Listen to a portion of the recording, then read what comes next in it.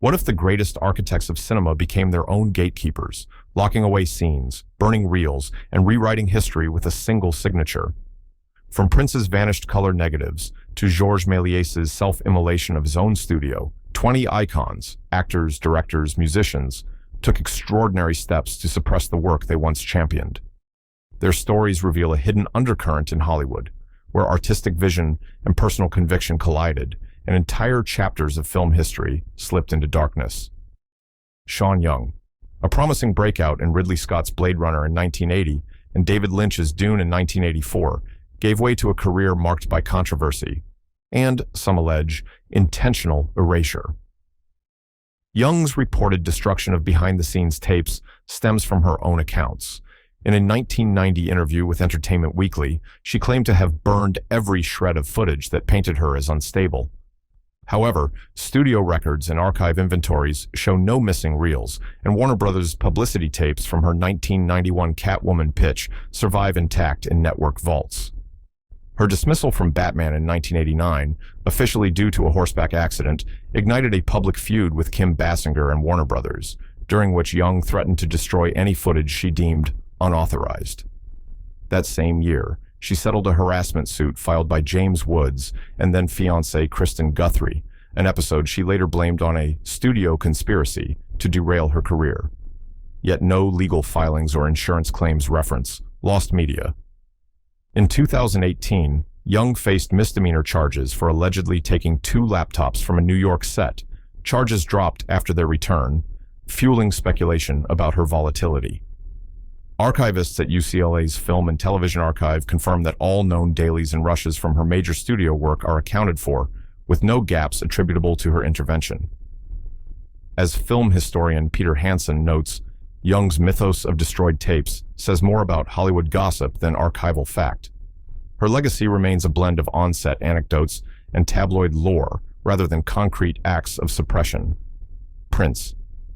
When Prince experienced his famous spiritual awakening in December 1987, he didn't just pull the Black Album. He ordered the destruction of an estimated 500,000 pressed vinyl copies, deeming them dark and evil after what he called a transcendent communion with his muse.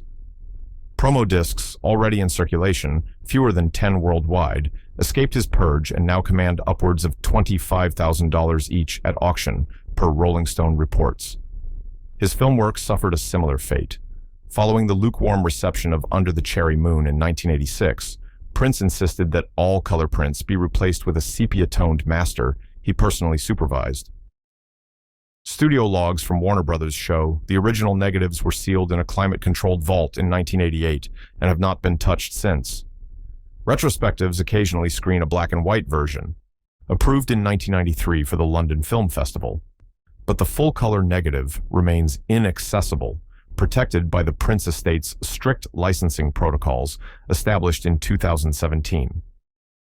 Biographer Per Nilsson describes this as the ultimate assertion of artistic ownership, underscoring Prince's perfectionism across mediums. Despite fan petitions and archival requests lodged with the Library of Congress, the estate has refused any further public release. As a result, significant outtakes, such as the 12-minute opening sequence and an alternate ending featuring Carmen Electra, remain unseen, trapped behind a vault door that only Prince himself ever opened. Brigitte Bardot. Upon retiring in 1973 at age 39, Brigitte Bardot effectively froze much of her cinematic legacy. Known for defying studio demands, she refused to authorize uncut home video editions of And God Created Woman in 1956, leading U.S. distributors to offer only a heavily censored 82-minute cut under threat of legal action. French court documents reveal that Bardot's father, Louis, sued for the removal of indecent promotional stills from Menina, the girl in the bikini, in 1952, though the injunction was overturned on First Amendment grounds in 1954. Bardot's animal rights activism further tightened control. Any proposed reissue had to pass her personal review board, which demanded cuts to scenes deemed gratuitous or exploitative. As a result, only 12 of her 47 features appear on streaming platforms today, each edited to comply with her stipulations. In 1982, she successfully blocked a Channel 4 retrospective, citing her right to be forgotten under French privacy laws, an unprecedented move that left many early career films unexamined by scholars.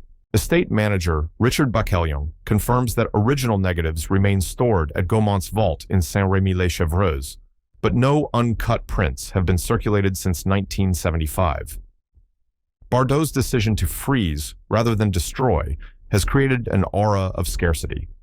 Cinephiles travel to private retrospectives in Paris and Rome to glimpse restored 35mm prints, while the general public must settle for truncated digital editions. Grace Jones. In 1982, Grace Jones captured her electrifying stage presence for One Man Show, a concert film shot on Betacam SP that Jones later deemed too raw for posterity and withheld from VHS or DVD release. The original 90-minute master tape remains locked in a Paris vault, accessible only to Jones's longtime manager, Jean-Paul Goude. Attempts by Polygram in 1995 and Island Records in 2005 to remaster the footage were rebuffed, as Jones insisted on overseeing any digital transfer. Her 2017 documentary Bloodlight and Bammy, directed by Sophie Fiennes, illustrates the extent of her control. No archival clips older than 1980 appear, forcing the film to rely entirely on contemporary footage shot in Jamaica and London. Jones's contract stipulated that any use of pre-1980 material required her written consent, a clause that remains in force. Music video anthologies often exclude her early work for Island Records, including the pioneering Warm Leatherette in 1980 clip, which survives only on VHS collector's tapes. In interviews with The Guardian, Jones has called these omissions necessary sacrifices to protect her image. Though her film roles in Conan the Destroyer in 1984 and A View to a Kill in 1985 circulate freely, hundreds of outtakes, documenting her rehearsals and fashion shoots, are sealed under intellectual property provisions that extend 70 years beyond her death. Shelley Duval. Shelley Duval's portrayal of Wendy Torrance in Stanley Kubrick's The Shining in 1980 was so intense that she later described the shoot as harrowing, prompting her to shun nearly all related publicity. Though Warner Brothers compiled a 33-minute Making of The Shining featurette, shot by Kubrick's daughter Vivian, the studio withheld full outtakes until 2002, when a limited DVD release included only 6 minutes of deleted scenes. Duval refused to participate in the DVD commentary, insisting that revisiting those memories served no one in her 2003 Los Angeles Times interview. Behind the scenes, Kubrick had shot over 100 hours of rehearsal footage on 16mm film. According to archivist Michael Lasky, these reels were destroyed in the mid-1880s during a studio vault reorganization, allegedly at Kubrick's direction, to maintain the film's aura of mystery. Duval's agent confirmed in 2015 that she blocked any request for those dailies, even from renowned documentary makers. As a result, researchers rely on Vivian Kubrick's personal Super 8 home movies, now housed at the British Film Institute, to study Duval's performance process. Duval's withdrawal turned silence into a form of suppression. By refusing interviews, commentary, or archival access, she ensured that only the theatrical cut and select DVD extras defined her legacy in The Shining. Fans continue to petition Warner Brothers for a full outtakes release, but Duval's explicit veto remains absolute. Dave Chappelle.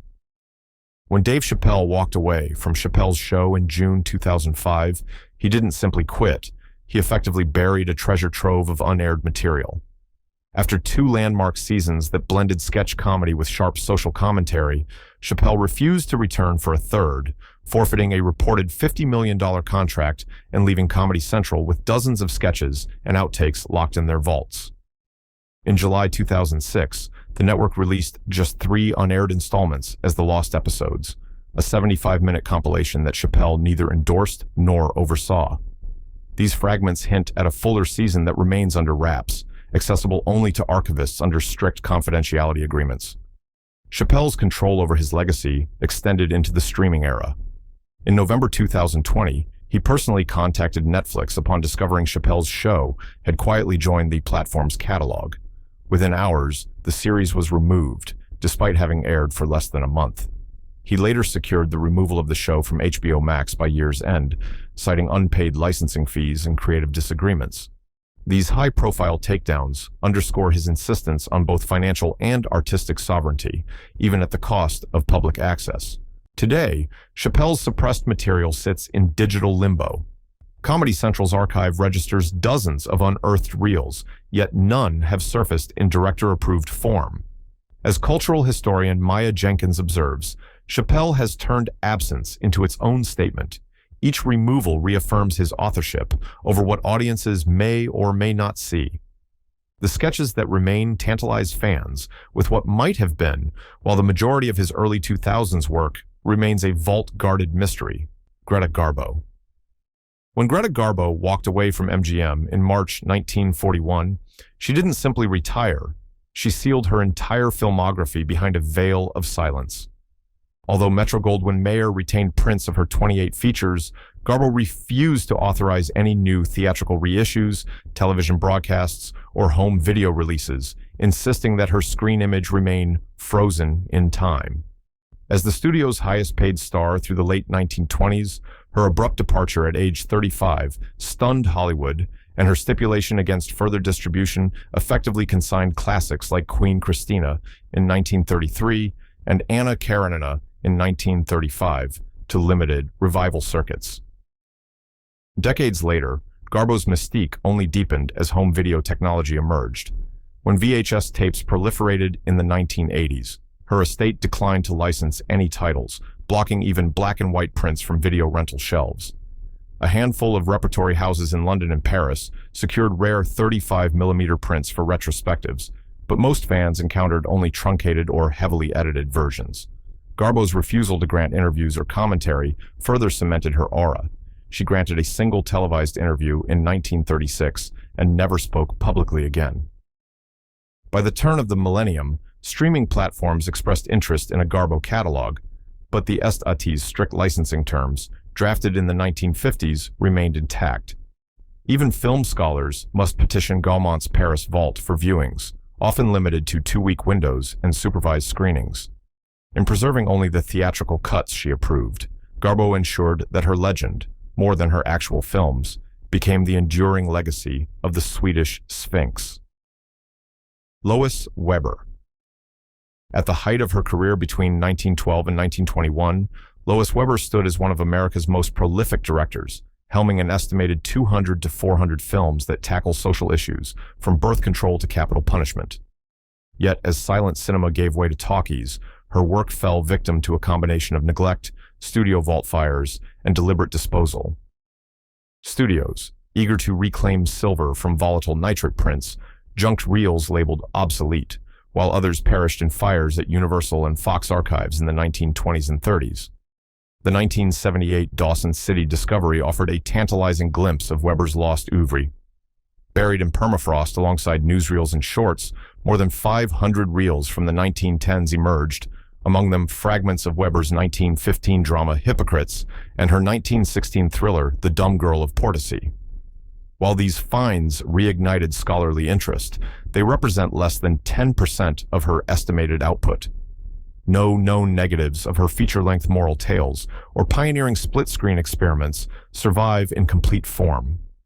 Today, fewer than 20 Weber titles are preserved, scattered across the Library of Congress, the British Film Institute, and private collections.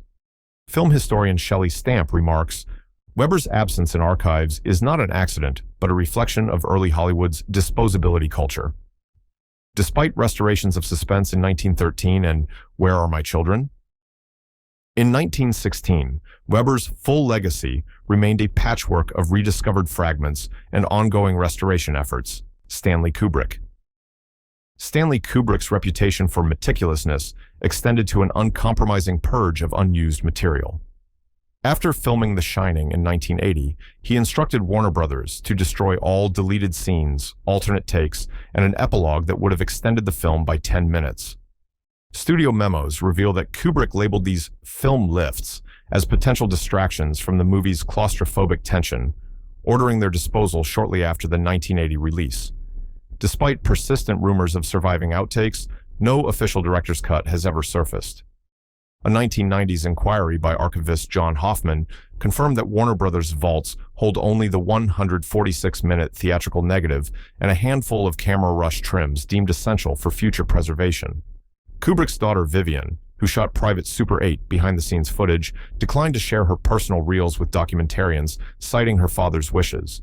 Kubrick's erasure of alternative material underscores his belief that a film's final form is sacrosanct. As critic Michael Herr observed, Kubrick didn't want what might have been haunting the viewer. The result is a singular cinematic experience. Audiences know The Shining only as Kubrick approved, with no prospect of exploring abandoned narrative threads or deleted sequences. Georges Méliès. Georges Méliès, often hailed as cinema's first special effects pioneer, oversaw the destruction of much of his own legacy in a moment of despair. After Pathé Frères seized his Montreuil studio in 1913, Méliès faced financial ruin.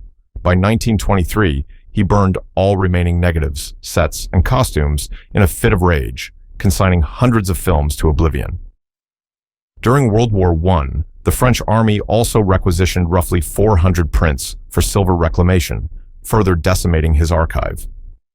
Of the estimated 520 films Méliès directed between 1896 and 1912, only about 200 survive today, many as fragmentary or deteriorated prints. The most comprehensive restorations, such as A Trip to the Moon in 1902 and The Impossible Voyage in 1904, derive from prints discovered in private collections and the 1979 Dawson City find. Yet the entire series of his trick film experiments remain lost, their plots reconstructed only through scripts and promotional stills. Méliès's self-inflicted erasure underscores the fragility of early cinema. As historian Paolo Cerci-Usai notes, Méliès's flames consume not just film but a chapter of film history. Today, film archives worldwide continue the painstaking work of piecing together his visionary oeuvre, each recovered fragment a testament to what once was and what might never be fully restored. Jerry Lewis. Jerry Lewis's unfinished drama. The Day the Clown Cried stands as Hollywood's most infamous lost film. Shot between March and June 1972 at Stockholm's Europa Studios on a $1.6 million budget, the Swedish-French co-production enlisted a cast of 50, including Pierre Ete, David Steinberg, and an uncredited John Carradine. Lewis directed, co-wrote, and starred as Helmut Dork, a clown who leads Jewish children to gas chambers, a premise so controversial that Lewis grew alarmed upon viewing the first cut. Roughly 96 minutes were assembled from over 120 minutes of raw footage, but Lewis refused to authorize the final edit, branding the film a disaster and an embarrassment. He reportedly sued crew members who attempted to screen dailies, and all known work prints, fewer than 10, were locked away in his personal vault, inaccessible to studios or festival programmers. When Lewis bequeathed his archive to his foundation in 2017, the materials remained sealed, subject to strict non-disclosure agreements that bar public screening. Interest resurfaced in early 2024 when the Library of Congress granted select scholars access to view a single 35mm work print under supervision. Still, no public exhibition has been sanctioned. A 2024 documentary, From Darkness to Light, interviewed Mel Brooks, Martin Scorsese, and surviving crew, but relied solely on promotional stills and secondhand descriptions, underscoring the film's continued invisibility. Collectors and archivists pore over scripts, production stills, and Lewis's handwritten notes in hopes of reconstructing missing scenes. Rumors of a complete negative hidden in a Swiss vault persist, yet no credible evidence has emerged.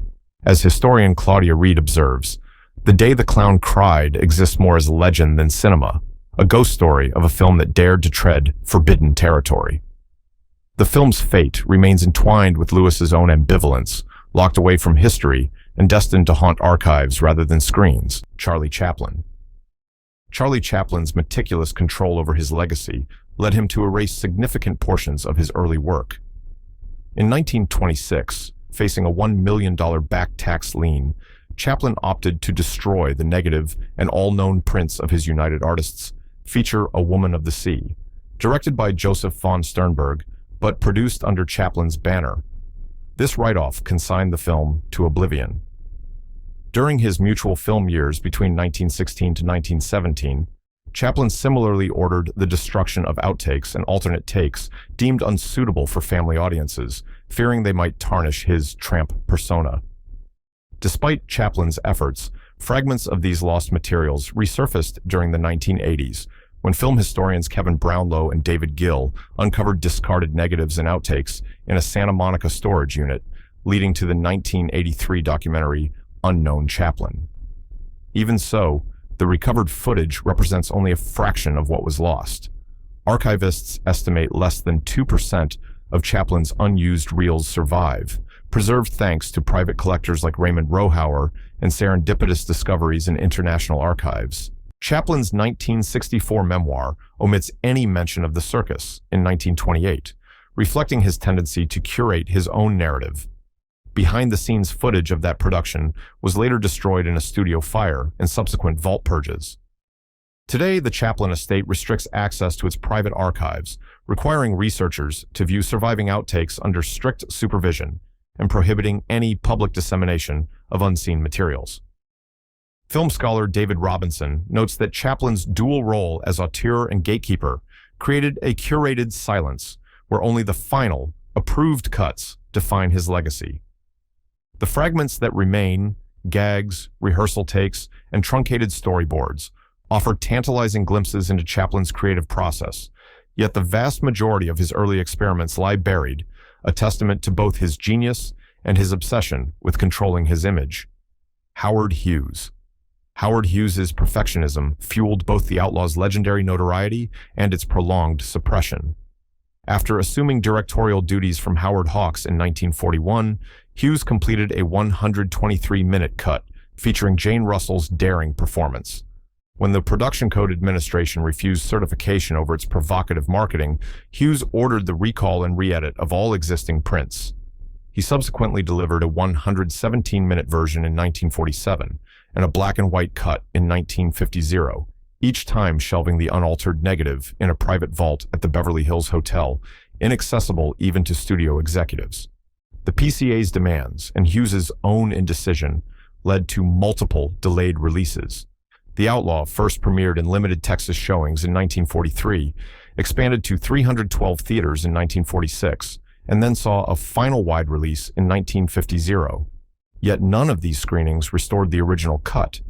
Studio records indicate that the 123-minute negative was physically cut, with trimmed sections discarded or repurposed for silver reclamation, common practice for nitrate film elements deemed obsolete. It was not until 2009 that a complete, uncensored 117-minute version was reconstructed from surviving prints for home video, though purists note it still falls short of Hughes's initial vision. Film historian David Frazier argues that The Outlaw's suppression exemplifies Hughes's compulsion for control, where artistic ambition collided with censorship and corporate pragmatism. Today, cinephiles seek out 16mm collector's prints and studio memos to piece together the film's evolution. But Hughes's original 123-minute director's cut remains one of Hollywood's most elusive artifacts, Orson Wells. Orson Welles' clash with RKO over the magnificent Ambersons epitomizes studio authorities' power to reshape and erase a director's vision. Following the triumph of Citizen Kane in May 1941, Wells shot a 131-minute assembly cut of Ambersons that delved deeply into Booth Tarkington's novel. Poor test screenings prompted RKO to recut it to 88 minutes in January 1942, adding a studio-mandated happy ending without Wells's consent. Wells was in Brazil filming Journey into Fear when he learned of the drastic edits, and his detailed notes on restoration were ignored as the studio destroyed excised reels shortly thereafter. For decades, cinephiles hunted for missing footage. In 1991, film historian Richard Wilson discovered 25 minutes of outtakes and alternate scenes in an RKO vault, enabling a partial reconstruction that restored character motivations and narrative depth lost in the theatrical cut. Yet this effort recovered only fragments. Key scenes such as George Amberson Minifer's confrontation with Eugene Morgan and the extended illness sequence of Isabel Amberson remain absent. Wells himself never regained control of the film. Subsequent retrospectives rely on the truncated 88-minute version, preserving RKO's alterations as the de facto canonical cut. As scholar James Naramore observes, Ambersons endures as a palimpsest of Wells's ambition and Hollywood's commercial imperatives. The film's lost footage symbolizes both the fragility of cinematic art and the enduring quest to reclaim a director's original intent. Lenny Reefenstall. Lenny Riefenstahl's Triumph of the Will in 1935 remains one of cinema's most potent and most suppressed propaganda films. Commissioned by Adolf Hitler to document the 1934 Nuremberg Rally, Riefenstahl employed over 30 cameras, pioneering aerial shots and moving camera techniques that revolutionized film language. Following Germany's defeat in 1945, the Allies banned the film under ACC Order Number 4, classifying it as forbidden Nazi propaganda. It sat on the tripartite list of forbidden films in Western Germany until its delisting in 1955, effectively freezing public access for a decade. Riefenstahl's Olympic documentaries, Olympia Part 1, Festival of the Nations, and Olympia Part 2, Festival of Beauty, faced similar suppression.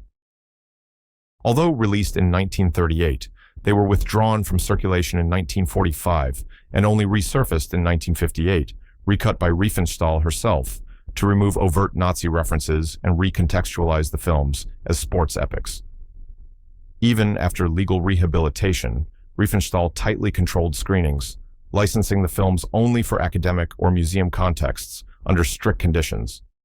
She refused television broadcasts in the 1960s and blocked home video editions in the 1980s, insisting on protecting the historical record, while denying any context beyond her own commentary. Film historian Antje Ehman notes that Riefenstahl's post-war efforts to reclaim her legacy turned suppression into strategy. By controlling access, she kept her work alive, yet inaccessible, a perpetual flashpoint in debates over art, propaganda, and censorship. David Lynch. David Lynch's relationship with Dune in 1984 is defined by absence as much as by what appears on screen. Tasked with adapting Frank Herbert's dense novel, Lynch delivered a rough assembly cut reportedly spanning 4 to 5 hours, far beyond the studio-mandated 2-hour runtime. According to participants in Lynch's editing room, multiple versions ran between 240 and 300 minutes before Universal Pictures intervened, insisting on drastic cuts to streamline narrative threads and special effects sequences. Disenchanted by the final theatrical version, which he felt lacked coherence and character depth, Lynch publicly disowned the film, refusing any later opportunity to release a director's cut. In interviews around the film's 40th anniversary, Lynch reiterated that he never saw Dune as it was released, lamenting that contractual and financial pressures had forced him to relinquish creative control. Despite fan petitions and archival inquiries, Universal maintains that the original negatives are locked under vault conditions, accessible only to a handful of preservationists under strict non-disclosure agreements. The result is a partial myth. Cinephiles debate the existence of Lynch's full vision, while archivists confirm that dozens of deleted scenes and alternate takes remain stored in climate-controlled reels at Universal's archives. As scholar Marcia Bradshaw observes, Lynch's Dune lives twice, once in the theatrical print and once in the collective imagination of what might have been. Today, the only authorized edition is the 137-minute theatrical cut. All attempts to unearth a longer version have been rebuffed, cementing Dune as one of modern cinema's most tantalizing, lost director's cuts. Michael Cimino. Michael Cimino's Heaven's Gate in 1980 remains synonymous with epic ambition and studio backlash. Initially presented as a 325-minute work print to United Artists executives, assembled from over 200 hours of shot footage, the film was immediately branded non-commercially excessive and pulled after a single week of release. United Artists demanded a trimmed version, and Samino reluctantly oversaw a re-edit down to 219 minutes for the 1981 theatrical release. Yet even that version was short-lived. The studio mandated a further cut to 149 minutes, the only iteration that reached wide audiences. The excised 176 minutes of Samino's original vision were not archived but destroyed. Studio memos reveal that negative trims were physically cut from the master and recycled for silver reclamation, a common practice for nitrate-based film elements deemed obsolete. Surviving fragments surface sporadically in private collections, most notably a 45-minute reel shown at a 2017 Western Film Symposium. But these snippets offer only tantalizing glimpses of Samino's intended narrative scope, which reportedly included extended sequences of immigrant hardship and wildlife montages shot in Montana. Film historian Linda Bergstrom characterizes Heaven's Gate as the ultimate cautionary tale of directorial excess, where the destruction of the longer cut erased not only Samino's artistry, but also a critical chapter of American auteur cinema. The Criterion Collection's 219-minute restoration, drawn from surviving theatrical prints, remains the closest approximation of Samino's work, yet scholars continue to lobby for a digital reconstruction based on production stills and editing logs. Without the original negative, however, Samino's full 5.5-hour epic exists only in memory and documentation. Erich Fonstroheim. Erich Fonstroheim's Greed in 1924 is often cited as cinema's most tragic editorial casualty. Commissioned as a faithful adaptation of Frank Norris's novel McTeague, Fonstroheim shot an estimated 9 to 10-hour cut, employing multiple cameras and meticulous natural light setups to capture every nuance of Death Valley's harsh landscape. MGM executives, however, balked at its length and tone, ordering a drastic reduction to 140 minutes for its 1924 premiere.